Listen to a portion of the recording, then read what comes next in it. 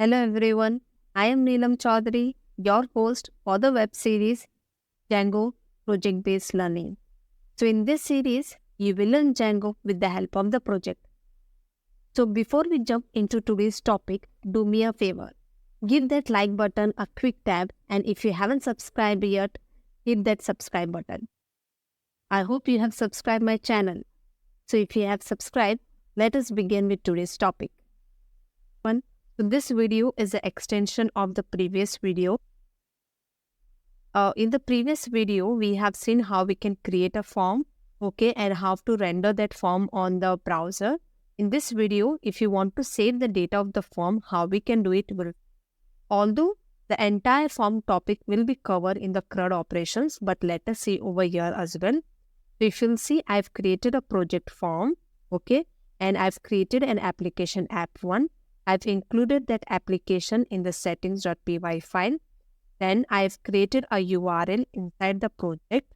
When you will click on the home page, it will call the function home. So I have created a function home.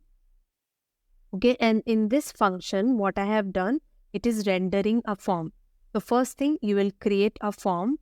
In the forms.py file, you have created a form, and that particular form, we are rendering it over here. Hit the URL for the first time. It will be a get method. It will check if it is a post method. No. So it will come in the else block. It will render the object of this particular class, and that object will be passed to the HTML in the form of the dictionary.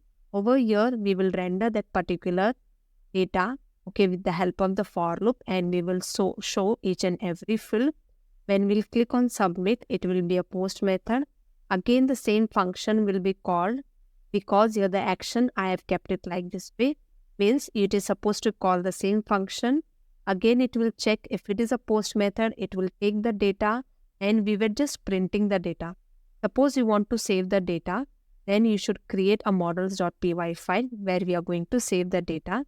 So let us create a model of student, which will be models.model.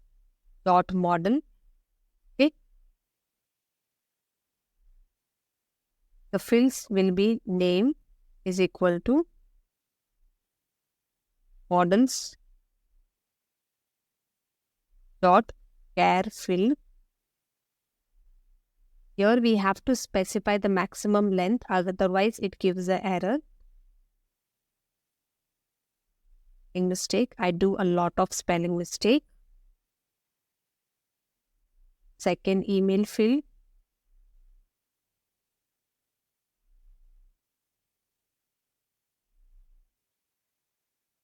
It is not necessary to keep this field name same as that of the forms.py file. No, you can have different fields name as well. So for the phone number, let me give you over here phone.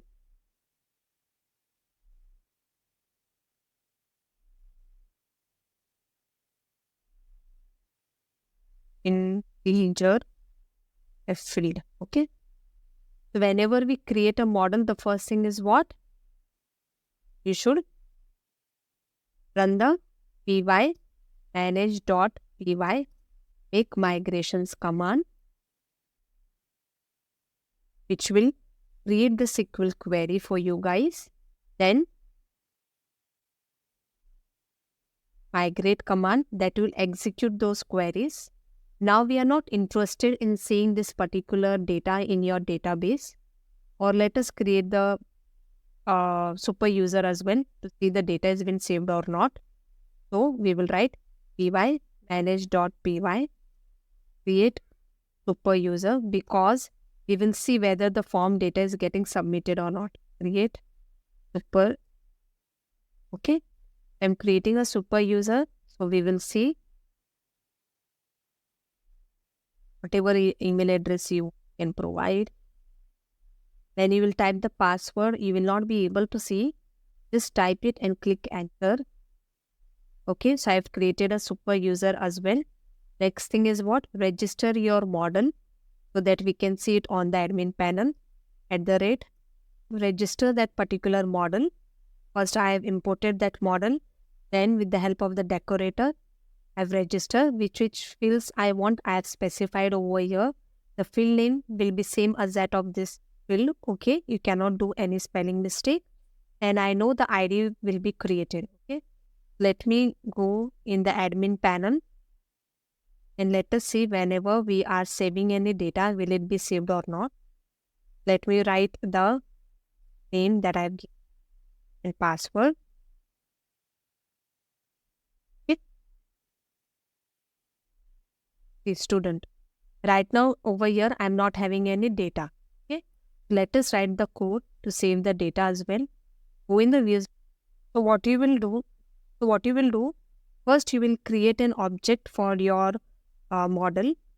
Let me first import that from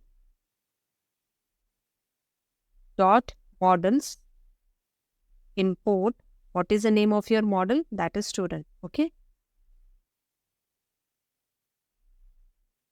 you will write the code like this way. So whatever data you are getting from FM, okay, from this particular thing, we are getting different data. We are getting the name, email, and the phone number. So we will store it in some variable. Name is equal to, we will write request dot. We can make the use of the clean data. When we will validate the data, we'll see that method. Let us use a post method. POST, and you want which fields are there, you will copy from here. Okay, name field. And you will come over here. Let me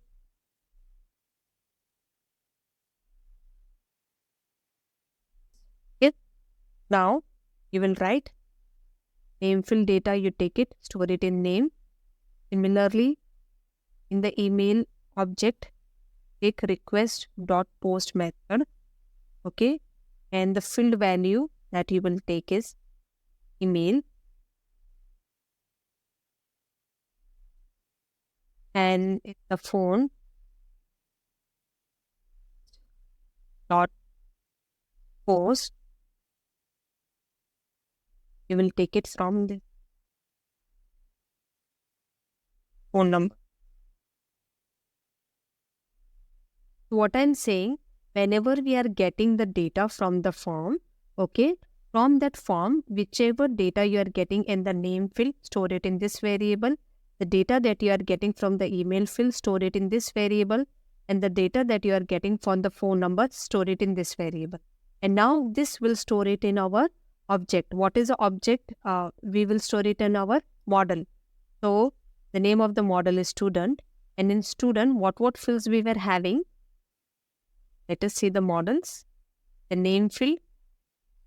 So we will come over here. Let us open side by side.